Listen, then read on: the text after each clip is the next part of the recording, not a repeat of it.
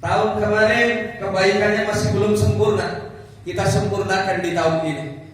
Dan sebaliknya Rasulullah menyampaikan wa syarrun nas man tala umruhu wa sa'a baluhu.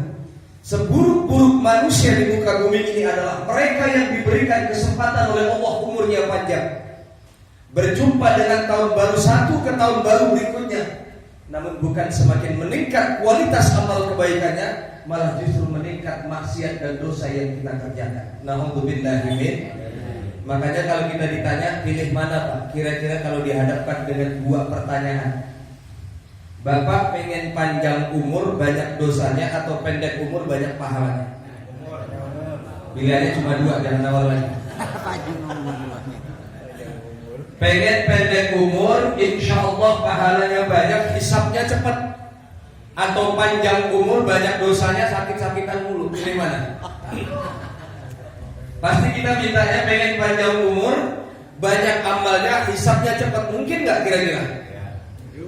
Sekarang saya ajak Bapak Ibu sekalian untuk mari sama-sama kita bermuhasabah diri, berintrospeksi diri. Nggak usah terlalu jauh tahun kemarin, dari mulai kita bangun tidur sampai nanti malam. Kira-kira kalau kita mau menghitung-hitung antara amal kebaikan kita dengan dosa kita, kira-kira lebih banyak mana? Dosa. Pahala atau dosa kita? Kira-kira kalau semakin panjang umur kita, semakin banyak pahalanya atau dosanya? Hah? Jadi pilih mana? Pendek umur, cepat masuk ke surganya. Pengen? Dari bayi.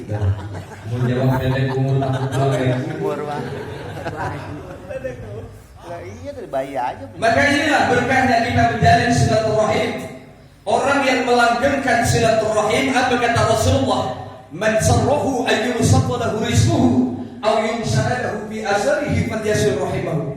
Siapa yang pengen dipanjangkan umurnya oleh Allah dan siapa yang pengen dilapangkan rizkinya oleh Allah, maka jalinlah silaturahim di antara kita. Silaturahim itu adanya di majelis taklim seperti ini. Maka orang yang rajin kumpul datang ke majelis taklim, maka insya Allah umur kita dipanjangkan oleh Allah. Amin. Dosa-dosa kita di pagi hari ini diangkat oleh Allah Subhanahu wa taala, dan pahala kita dilipat gandakan, dan silaturahim kita nyambung insya Allah sampai akhir hayat kita. Amin. Amin ya Rabbal. Alamin. Tapi sayang hadis ini banyak yang menerapkan malah justru orang tua kita dulu. Maka nggak heran kalau orang tua kita dulu rata-rata umurnya panjang. Nemuin orang tua dulu 100 tahun usianya itu biasa. Tapi menjadi langka kalau orang yang umurnya 100 tahun di zaman sekarang. Betul apa enggak? Sekarang rata-rata umur kita maksimal biasanya sampai berapa? Saya mau tanya, kira-kira kita ini dikontrak sama Allah tinggal di Lengkong Gudang Timur sampai berapa tahun lagi? Berapa tahun? 100. Ada yang tahu? Yakin nggak tahu? Rasulullah sudah kasih bocoran sama kita. Apa kata Rasulullah? A'malu ummati baina sittin ila sab'in. Rata-rata umur umat itu kisaran antara 60 sampai dengan 70 tahun. Lewat daripada itu, wa man nu'ammirhu nunakkisu fil khalqi afala yaqilun. Ingat surah Yasin yang sering kita baca itu ngingetin kita. Ketika Allah panjangkan umur hambanya, maka akan Allah kembalikan fitrahnya kembali seperti anak-anak. Maka nggak heran kalau kita lihat orang tua kita dulu yang sudah sepuh, itu rata-rata kelakuannya kembali lagi seperti anak-anak. Betul apa enggak?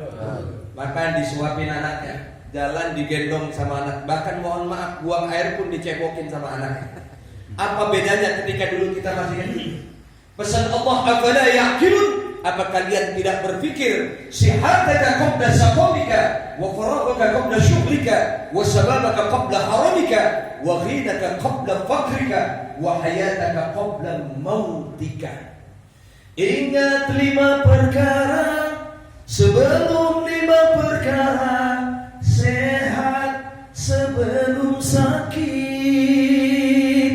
muda sebelum tua, kaya sebelum miskin, lapang sebelum sempit, hidup sebelum mati. Makanya kalau kita ditanya berapa tahun lagi kah kita ditargetkan oleh Allah tinggal di alam dunia ini, wallahu a'lam bishawab. Tapi